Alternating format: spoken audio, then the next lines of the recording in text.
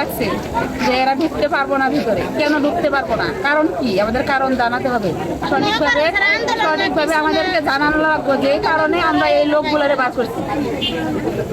আন্দোলন ছাড়াই বাই করে কোন আন্দোলন না কিছু না, আন্দোলন চলে কারণে সেই সময় বাই করে না, কোন আন্দোলন না কিছু তখন বাই করে দিতে হবে। কি কারণে বাই করতে হবে, এটা তো কোনো একটা কারণ লাগবে, কারণ ছাড়াই বাই করে দিতে হবে।